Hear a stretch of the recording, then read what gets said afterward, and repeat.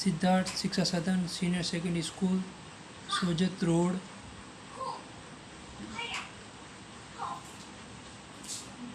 में आपका स्वागत है। और आज हम आपके सामने लेके हैं कक्षा 8 विषय सामाजिक विज्ञान, अध्याय 5, जब जनता बगावत करती है 1857 व उसके बाद, मेरठ से दिल्ली तक। इससे पहले हमने इसको शुरू किया था। अब मेरठ से दिल्ली तक, मेरठ जो है यूपी में है और दिल्ली अपने भारत की राजधानी है। तो 29 मार्च 1857 को युवा सिपाही मंगल पांडे को बैरकपुर में अपने अफसरों पर हमला करने के आरोप में फांसी पर लटका दिया गया था। और उसके बाद मेरठ में तैनात हुए सिपाहियों ने नए कारतूस के साथ फौजी अभ्यास करने से इनकार कर दिया। अब ये जो फौजी अभ्यास जो अपने भारतीय जो सिपाही थे, ये नए कारतूस के साथ अभ्यास करने के लिए मना क्यों किया? क्योंकि सबसे बड़ी बात ये थी कि कहीं न कहीं उन सिपाहियों को लगता था कि उन कारतूसों पर गाय व सूअर की चर्बी का लेप चढ़ाया गया था। अब ये जो थी, एक रिवॉल्वर थी, उसमें रॉयल एनफील्ड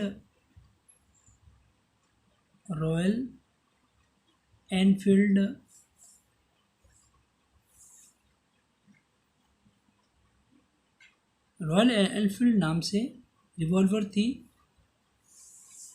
यह बंदूक थी। उसमें जब कारतूस डाला जाता तो उसके जो कारतूस था वो उसको मुंह से काट करके उसमें डाला जाता, इस रॉयल एनफील्ड बंदूक में। ठीक है ना? तो गाय और सूअर की चर्बी अलग अलग धर्मों के लोगों को दिया जाता था। हिंदू धर्म के लोगों को गाय की चर्बी वाला कारतूस, और मुस्लिम धर्म के लोगों को सूअर की चर्बी का लेप, या और अदरवाइज जो भी धर्म के लोग थे उनको धर्म के लोगों को लड़ाने के लिए ये चीज़ की गई थी और उनके धर्म को भ्रष्ट करने के लिए। तो उनको लगता था कि ये गाय या सूअर की चर्बी का लेप चढ़ाया हुआ हमें कारतूस यूज़ करने को कह रहे हैं। तो इस प्रकार से जब ये सिपाही फौजी अभ्यास में जाने से मना कर दिया, तो जिसमें से 85 सिपाही, कितने? 85 सिपाही को इन्होंने क्या किया कि 85 सिपाहियों को नौकरी से निकाल दिया गया। 9 मई 1857 को अफसरों का आदेश न मानने के आरोप में 10-10 साल की सज़ा भी दी गई उनको। कब? 9 मई 1857 को। 10 मई को सिपाहियों ने मेरठ की जेल पर धावा बोलकर वहां बंद सिपाहियों को आज़ाद करा लिया।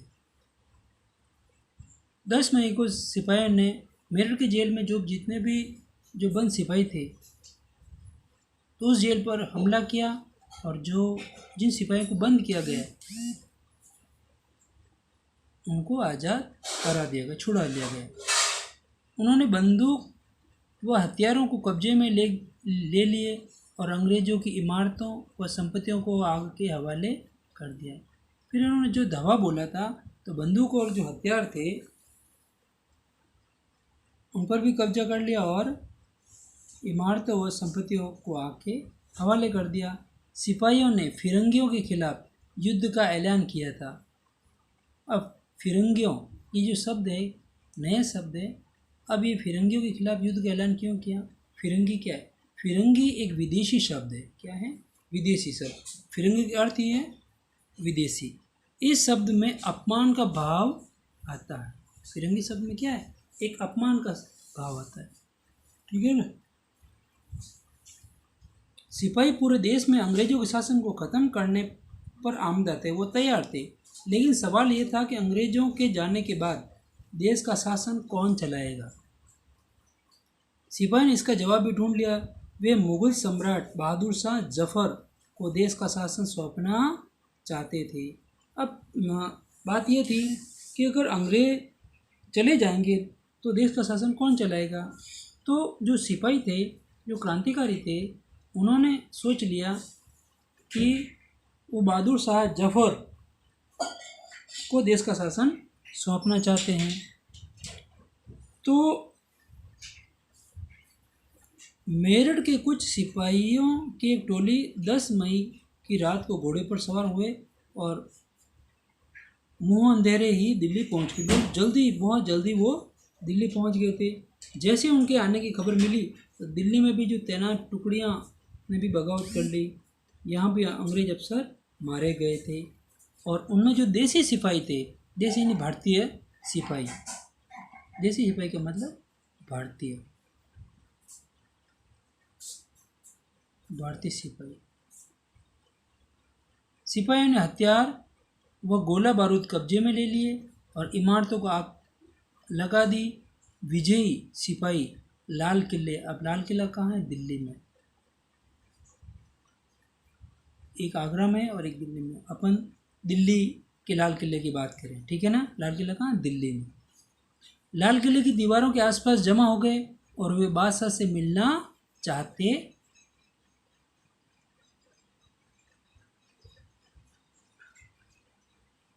तो देखिए, सिपाही ने फिरंगियों के खिलाफ युद्ध का ऐलान किया और फिरंगी शब्द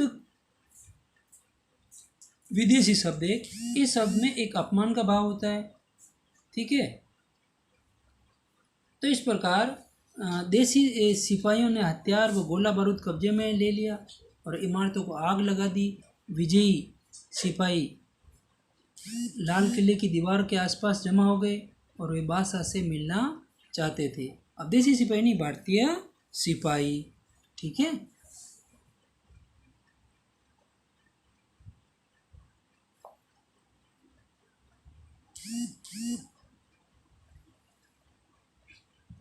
बादशाह अंग्रेजों की भारी ताकत से दो दो हाथ करने को तैयार नहीं थे, लेकिन सिपाही भी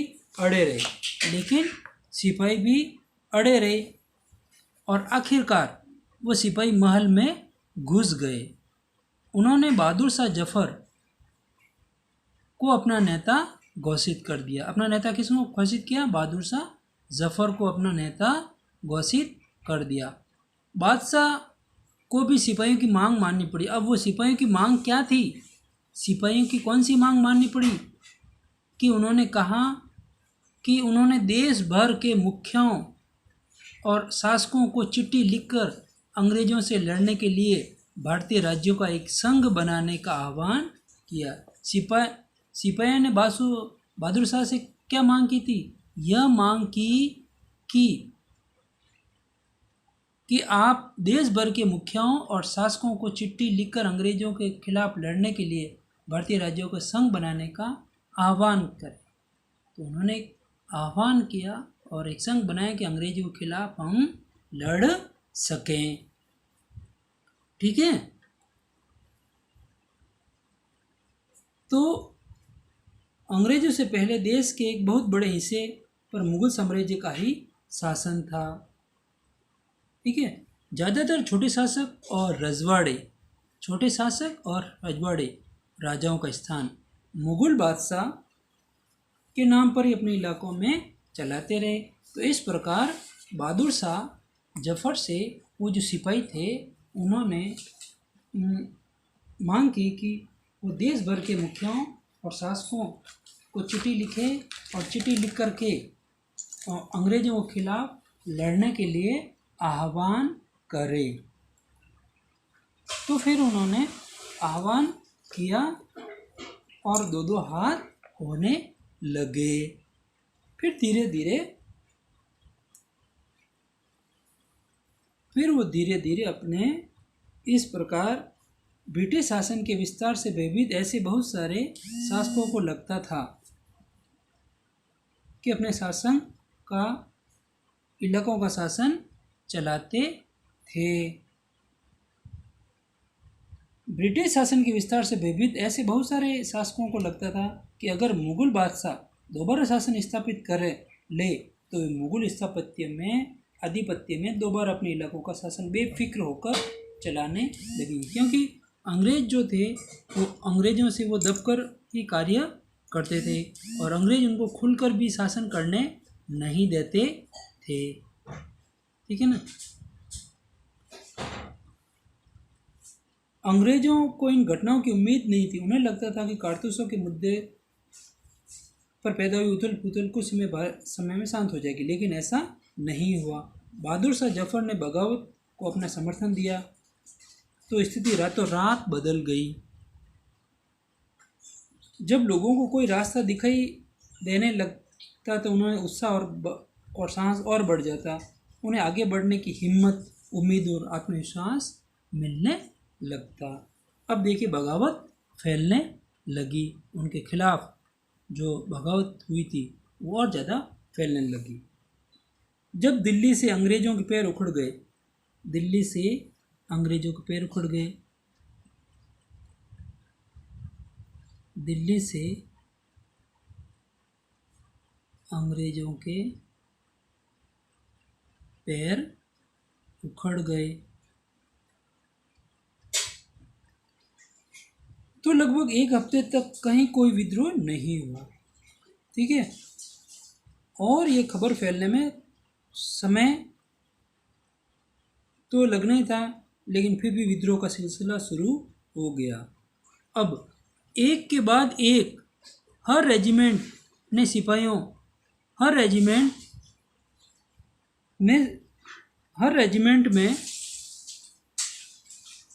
सिपाहियों ने विद्रोह कर दिया और वे दिल्ली, कानपुर और लखनऊ जैसे मुख्य बिंदुओं पर दूसरी टुकड़ियों का साथ देने लगे। बगावत कहाँ फैली? दिल्ली, कानपुर और लखनऊ। ठीक है ना। कानपुर और लखनऊ दोनों यूपी में और दिल्ली जो कि मेन सेंटर में है, जैसे मुख्य बिंदुओं पर दूसरी टुकड़ियों का साथ देने निकल पड़े। ज्यों ज्यों विद्रोह फैलने लगा तो सिपाही आगे बढ़ने लगे। पहले दिल्ली गए, कानपुर गए, लखनऊ गए, फिर वो दूसरी टुकड़ियों का साथ भी देने के लिए आगे बढ़ने लगे।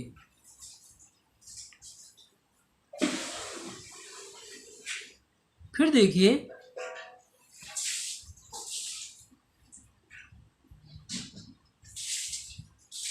अब उनके देखा देखी और भी कई जगहों पर होने लगी, जैसे कस्बों, गांव के लोग भी बगावत के रास्ते पर चलने लगे।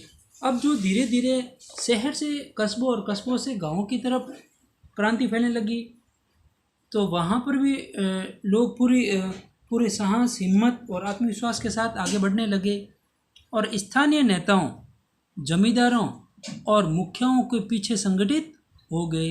ये लोग अपनी सत्ता स्थापित करने लगे और अंग्रेजों से लोहा लेने। अब अंग्रेजों से कहा जाए कि अंग्रेजों से लोहा लेने के लिए कौन कौन तैयार हो गए थे? वो थे कस्बे और गांव के लोग और स्थानीय नेता, जमींदार और मुखिया लोग थे जो कि अंग्रेजों से लोहा लेने लगे। तो देखिए इस प्रकार आगे बढ़े। जैसे जैसे विद्रोह फैला, छावनियों में भी अंग्रेज अफसरों को मारा जाने लगा। विद्रोह फैला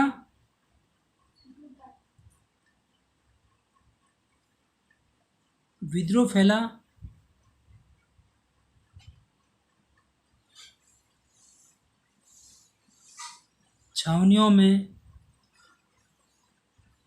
अंग्रेज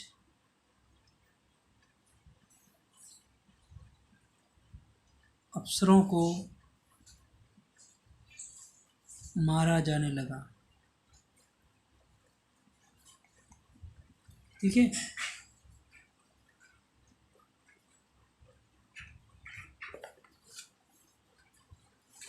फिर देखिए कि स्वर्गीय पेशवा बाजीराव के दत्तक इन गोद लिए हुए। दत्तक पुत्र नाना साहेब कानपुर के पास रहते थे। पेशवा बाजीराव के दत्तक पुत्र कौन थे? नाना साहब। कहाँ रहते थे? कानपुर के पास रहते थे। उन्होंने सेना इकट्ठी की। नाना साहब ने सेना इकट्ठी की और ब्रिटिश सैनिकों को शहर से खदेड़ दिया ने निकाल दिया और खुद को पेशवा घोषित कर दिया। किसने? नाना साहब ने। और उन्होंने ऐलान किया कि वो बहादुर शाह जफर के तहत गवर्नर हैं। ठीक है ना।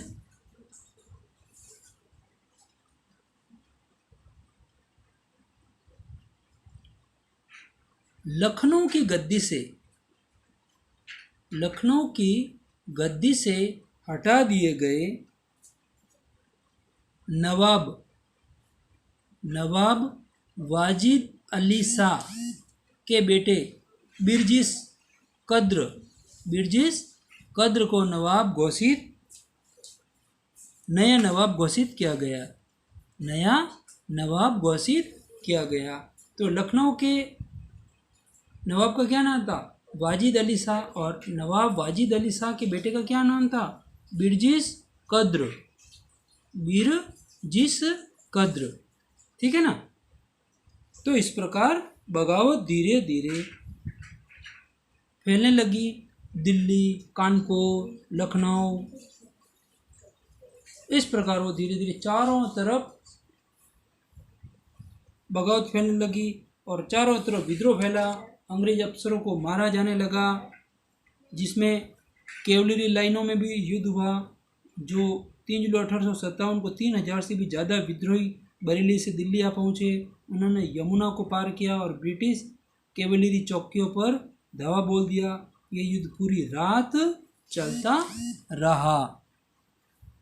तो इस प्रकार देखा गया कि जब मेरठ में 29 मार्च 1857 को मंगल पांडे को बैरकपुर में फांसी दी गई, क्योंकि उन्होंने उन अफसरों पर हमला बोलने का आरोप था। तो वहीं से ये आग पकड़ ली गई।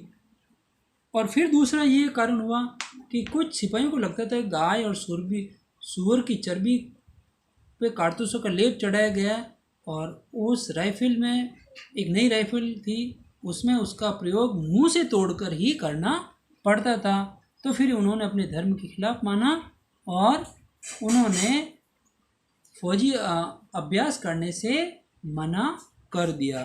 तो कम से कम 85 सिपाहियों को नौकरी से निकाल दिया गया और अफसरों का हुक्म नहीं मानने पर उन्हें 10-10 साल की सज़ा दी गई। वो कब? 9 मई 1857 को। तो इस प्रकार भारतीय सिपाहियों में ये प्रतिक्रिया बहुत ज़बरदस्त फैली और उन्होंने 10 मई को मेरठ की जेल पर धावा बोल दिया और फिरंगियों के खिलाफ, जो फिरंगी एक विदेशी शब्द है, उनके खिलाफ युद्ध का ऐलान भी कर दिया। और जो दिल्ली में जो लाल किला है उसको भी अपने कब्जे में ले लिया और बगावत जो है कानपुर, लखनऊ और दिल्ली में फैल गई और सिपाहियों की मांग भी माननी पड़ी कि आप जो है देश भर के बहादुर शाह जफर से उन्होंने मांग की और बहादुर शाह जफर को उन्होंने की देश भर के मुखियाओं और शासकों को चिट्ठी लिखकर अंग्रेजों के खिलाफ लड़ने के लिए भारतीय राज्यों के एक संघ बनाने का आह्वान किया जाए। तो इस प्रकार बहादुर शाह के इस एकमात्र कदम के गहरे परिणाम सामने आए और पूरा देश एकजुट होकर लड़ने लगा अंग्रेजों के खिलाफ, जिसमें छोटे शासक, रजवाड़े सभी एक साथ हो गए और सभी एक साथ अंग्रेज के खिलाफ बगावत शुरू कर दी गई। तो इस प्रकार बच्चों, आपको ये जो प्रश्न हैं वो अच्छी तरह से दिखाई दे रहे हैं और आपको ये प्रश्न अच्छी तरह से करने और वीडियो को अच्छी तरह से सुन करके प्रश्न को उत्तर देने हैं। ठीक है ना। और प्रश्न ढंग से पढ़ने, प्रश्न को उत्तर भी ढंग से देने हैं। प्रश्न लिखना है और फिर उत्तर लिखना है, फिर लाइन खींचनी है। आपकी लाइन खींचने की आदत नहीं है, वो आप आदत डालो। हमेशा ध्यान रखो कि आप भविष्य नहीं बदल सकते, लेकिन आदतें तो बदल सकते हो ना। आदतें बदल जाएगी तो भविष्य अपने आप बदल जाएगा। इसलिए आदत में सुधार लाना जरूरी है। आपको पढ़ना जरूरी है, खेल जरूरी नहीं है। सारे दिन खेलते रहते हो ना, वो खेलना नहीं है। फ़ोन भी सारे दिन नहीं देखना है। आप घर बैठे हो तो आपको पढ़ना ज़रूरी है, ठीक है। और एक रिक्वेस्ट आपसे और है कि आप घर बैठे अच्छी तरह से लाभ ले रहे हैं, बहुत अच्छी बात है। पढ़ाई भी कर रहे हो समय पर, तो आपको विद्यालय का जो शुल्क जिस किसी भी छात्र का बाकी है वो जमा करा दे। Thank you.